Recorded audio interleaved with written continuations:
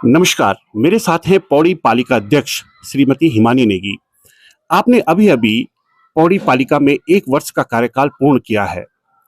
जब 1 वर्ष पहले इस पौड़ी ने पूरे उत्साह के साथ किसी महिला का चयन किया और पहली बार पौड़ी नगर पालिका पर महिला अध्यक्ष बैठी हिमानी नेगी के रूप में।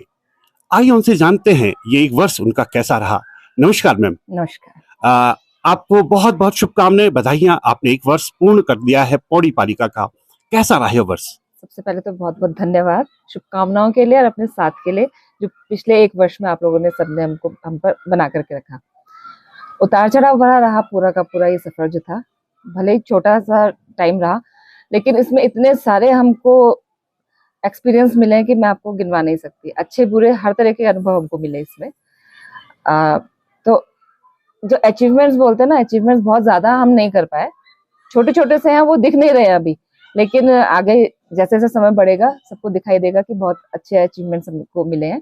और बहुत मतलब क्या बोलूं, खट्टा मीठा अनुभव रहा और अनुभव में ही ये साल हमारा चला गया। लोगों ने आपका चयन एक उम्मीद के साथ किया। लोग बहुत कुछ इस शहर के लिए चाहते हैं। ये शहर पलायन की मार झेल रहा है। इस शहर का व्यापार दिनों दिन नीचे चला जा रहा है। यहाँ लोग रहना भी पसंद नहीं कर रहे हैं। यहाँ स्वास्थ्य की सुविधाएं नहीं हैं। बहुत कुछ ऐसा इस शहर में जो यहाँ होना चाहिए था लेकिन है नहीं। लोगों ने एक उम्मीद के साथ आपको वोट दिया। आपको क्या लगता है कितने प्रतिशत आप उनके विश्वास पर खरे उतर पाए हैं देखिए, या उतरने का प्रयास कर रहे हैं? हाँ, मैं तो कहूंगी कि 100% में उतरने का प्रयास कर रही हूँ। उतरी कितना हूँ ये तो जनता ही आपको बता पाएगी, लेकिन मेरे प्रयासों में कहीं पे कमी नहीं है। आप देखिएगा कि ये जो पिछला 1 साल रहा, किसी भी चीज को पूरा करने के लिए 1 साल बहुत बड़ा समय नहीं होता है, लेकिन शुरुआत हम लोगों ने की है। आपने कहा स्वास्थ्य, यहाँ पे स्वास्थ्य व्यवस्थाएं ठीक नहीं है, वो मैं भी मानती हूँ। और हमारा मकसद भी ये था कि यहाँ पे स्वास्थ्य सेवाएं या तो ठीक हो जाए, नहीं तो हम अगर एक पैरेलल व्यवस्था अगर यहाँ पे कर सके तो उसके बारे में भी सोचा जाए। तो पहले माननीय धन सिंह रावत जी, हमारे जो स्वास्थ्य मंत्री है, उनके साथ मुलाकात करके भी हमने कोशिश की कि यहाँ का जो अस्पताल है उसकी दशा सुधरे। अपॉइंटमेंट्स भी हुए, लेकिन कुछ कारणों से यहाँ पे डॉक्टर्स रह नहीं पाए। खैर, वो तो विभाग जानेगा कि क्या कारण है, किस वजह से नहीं रह पाए। लेकिन जब चीजें नहीं फलीभूत हो पाई तो उसके बाद हमने नया ये सोचा, विचार लिया कि एक इंद्रजीत सिंह नेगी जी हैं, जो कि चाह रहे थे, वो डॉक्टरी से ही हैं, और वो चाह भी रहे थे कि पौड़ी में हम हेल्थ सर्विसेज को लेकर के कुछ करें।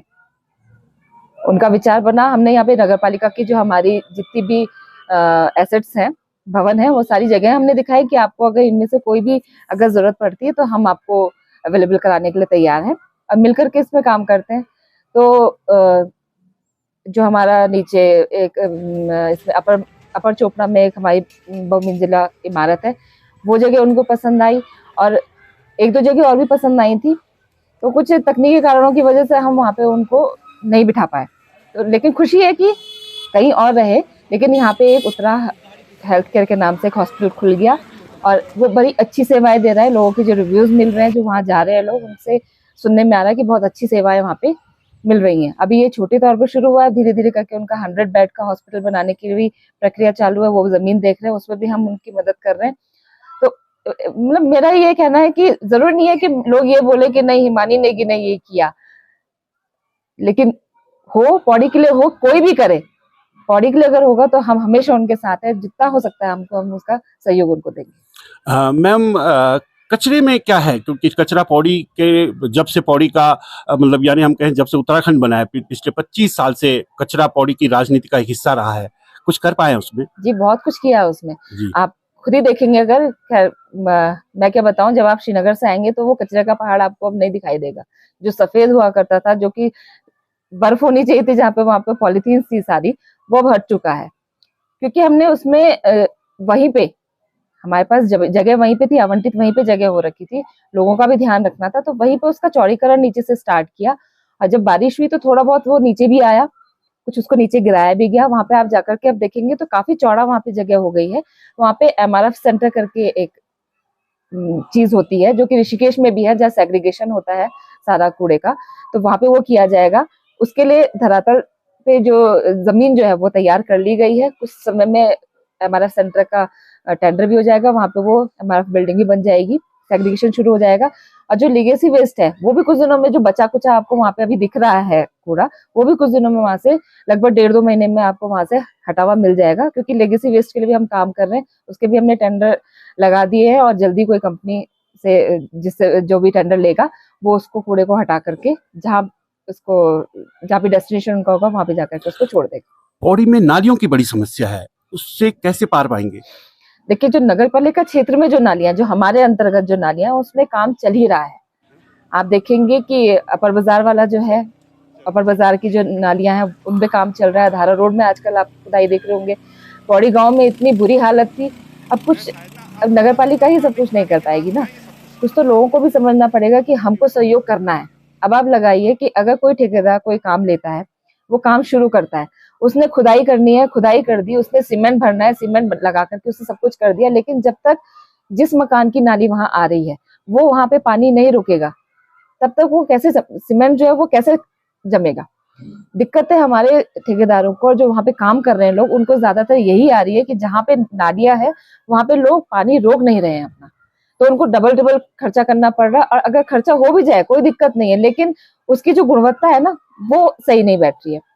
कुछ टाइम के लिए तो वो ठीक रह रही है, फिर उसमें दरार पड़नी स्टार्ट हो जाएगी। तो ये दिक्कतें हो रही है, लेकिन काम जो है नालियों का काम है वो हो रहा है। बल्कि आपको मैं बताऊं कि ये जो हमारा ऑडिटोरियम है, ऑडिटोरियम के बगल से मेरे पास लगभग 1.5-2 महीने पहले सरिता मैडम है, उनकी एक वो आई थी, कंप्लेंट आई थी। बल्कि उन्होंने पर्सनली मेरे को भेजी थी। हमारा जो व्हाट्सएप नंबर है, जो हेल्पलाइन नंबर है, उस पर भी उन्होंने वो डाली थी। तो हमने पहले वहां नाला साफ करवाया, क्योंकि हमको लगा शायद वो जो नाला है उसमें सारी मिट्टी भर रही है, कलेक्टर का काम चल रहा था, उसकी मिट्टी उसमें थी, तो कहीं ना कहीं वो बैक मार रहा होगा। उसकी सफाई करवाई, वो पानी नहीं रुका। फिर हमने पूरी खुदाई करवाई वहां पे, उन्हीं के साथ मिलकर के खुदाई उन्होंने करवाई कि भाई यहाँ कहीं अंदर से नहीं जा रहा होगा, पर अभी भी वो जो है पानी रुक नहीं रहा है। तो जब परीक्षण किया वहां पे हमारे एसआई ने, तो पता चला कि ऊपर कोई एक नाली है, वहां से वो उसका रिसाव हो रहा है। अब वो काम इतना बड़ा हो रखा है वो, कि उसको समझ में नहीं आ रहा। जैसे आपको जब पता है कि पानी जो है कहीं से भी अपना मुंह ले लेता है, उसको पिन पॉइंट उसको देखना कि कहाँ पे, वो नहीं मिल पाता है। तो अब आगे जैसे ही इस वाले ये नगर पालिका नंबर 5 के भी आगे पूरा स्क्रबर है वो खराब है, उसका भी टेंडर लगा रखा है। तो जैसे उसमें काम शुरू होगा तो होपफुली कि वो रिसाव जो है शायद वहां से पकड़ में आ जाए। जैसी बरसात होती है सबसे प्रमुख सा देखने को मिलता है कि पौड़ी की सड़कें पानी से लबालब हो जाती हैं। क्या अभी से उसके लिए कुछ प्रयासरत हैं क्या? ड्रेनेज सिस्टम वही है, वही नालियों का ही है इसमें भी, क्योंकि जो स्क्रबर्स थे 20 साल से, जो स्क्रबर्स थे वो बंद पड़े हुए थे। कभी किसी ने ये नहीं कोशिश की, नालियां साफ होती थी लेकिन स्क्रबर साफ करने के लिए किसी ने सोचा। लेकिन जैसे ही हम लोग इस पे बैठे, सीट पे मैं बैठी हूँ, उसके बाद जो पहली बरसात हुई है उससे पहले ही हमने लगभग पूरी रोड्स के ऊपर, कंडोलिया रोड हो गया, नागदेव हो गया, इधर बुआखाल से नीचे जितना भी है, जहां जहां स्क्रबर्स थे, श्रीनगर रोड के सारे स्क्रबर्स हमने खुलवाए। अब वो किस हालत में थे मैं आपको बखान नहीं कर सकती उस चीज का। पर यहाँ पे फिर मैं वही बात बोलूंगी कि जागरूकता लोगों में बिल्कुल भी नहीं है, क्योंकि सहभागिता जब तक लोगों की नहीं होगी कुछ नहीं हो सकता। हमने स्क्रबर साफ करवाए, आप विश्वास मानिए बरसाल जी, उसके तीसरे दिन जब मैं वहां गई हूँ देखने के लिए, सफाई देखने के लिए कि मतलब कितना साफ हुआ है, वहां फिर से लोगों ने कूड़ा डालना स्टार्ट कर दिया। तो अब नगर पालिका क्या करेगी? ये तो आदमी को खुद सोचना पड़ेगा ना, कि अगर यहाँ मेरे आसपास सफाई हो रही है तो उसको साफ सुथरा रखने का भी तो जिम्मेदारी हमारी है। तो क्या नगर पालिका केवल निवेदन करेगी कि लोग ऐसा न करें? क्या कुछ कठोर कदम नहीं उठाएगी? मैंने उठाए हैं, मेरे को दर्द भी होता है वो कदम उठाने में, क्योंकि सभी अपने हैं। चालान करते हैं हम, जगह जगह हमने कैमरे लगवाए, उसके थ्रू हमने चालान भी किए, लगभग 56-57 हजार रुपए का चालान भी हम लोगों ने किया।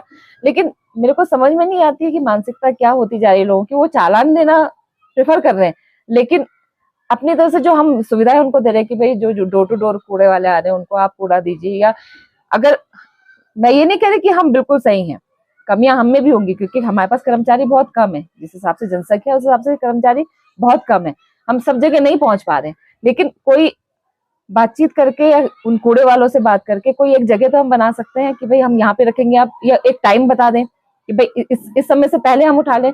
आप देखिएगा नईम जो यहाँ पे है, मेरा रास्ता यही है, तो जो नईम एडमिटेड वाले हैं उसके पास जो हमारा शौचालय है वहां पे इकट्ठा होता है कूड़ा। कूड़े वाली गाड़ी रोज जाती है सुबह 10 बजे के करीब, वहां से उठा करके साफ करके 10 बजे वहां साफ रहता है। लेकिन आप देखेंगे कि 11 बजे आप आएंगे या 12 बजे आएंगे, आप वहां पे फिर दोबारा से कूड़ा मिलेगा।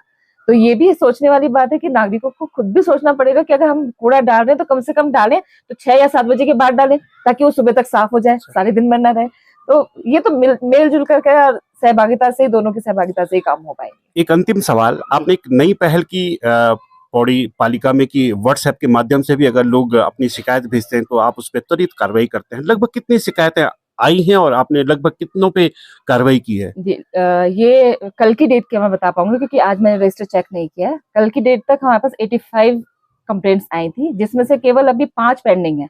वो 5 भी इसलिए पेंडिंग है क्योंकि अभी हमारे पास लाइट की व्यवस्था नहीं है, जहाँ लाइट बदलनी है वहां पे, और कुछ एक नाली की इस तरह की प्रॉब्लम्स है कि जो कि पूरा खुदान करके ही होगा, वो एकदम से त्वरित नहीं हो सकती है। तो 2 प्रॉब्लम्स वो है, 3 जो है वो लाइट्स की है, बाकी तो लगभग सारी निस्तारित हो गई है। और जो कूड़े के लिए आती भी है, मेरी कोशिश रहती है कि उसी दिन वो कूड़ा वहां से हट जाए। एक साल में आपने पौड़ी में एक माहौल बनाया है, लोगों से अच्छी बातचीत, स्वस्थ बातचीत करने का, लोगों के बीच में रहने का। अगले साल में, यानी अगला जो दूसरा साल आपका शुरू हो रहा है, उसमें क्या देने वाले हैं आप पौड़ी को?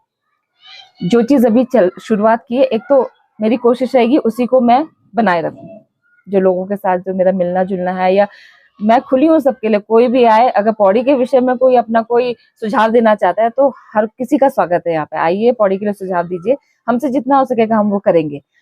साथ साथ पौड़ी को पर्यटन के क्षेत्र में बढ़ाने के लिए अगर हम कुछ कर सकते हैं, जैसे आपको पता होगी कल ही माननीय पुष्कर सिंह धामी जी, हमारे जो मुख्यमंत्री है, वो यहाँ पे बजटपुर संवाद के लिए आए थे। तो उनके सामने भी मैंने ये बात रखी कि भाई पौड़ी को, यहाँ कोई इंडस्ट्रीज नहीं है, कुछ नहीं है, यहाँ केवल एक साधन है हमारा, पर्यटन को ही हम बढ़ावा दे सकते हैं।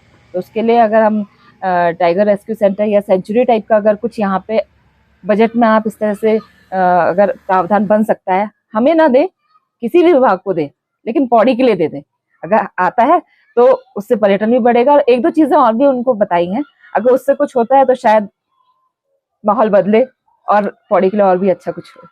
चलिए, आपको ढेर सारी शुभकामनाएं। आपका 1 वर्ष पूर्ण हुआ, हम अगले वर्ष फिर आपसे पौड़ी के लिए आपने क्या क्या किया उसके बारे में जानेंगे। तब तक के लिए आपको ढेर सारी शुभकामनाएं। धन्यवाद। पूरी पौड़ी की शहर की तरफ से आपको बहुत बहुत बधाई और शुभकामनाएं। बहुत बहुत धन्यवाद।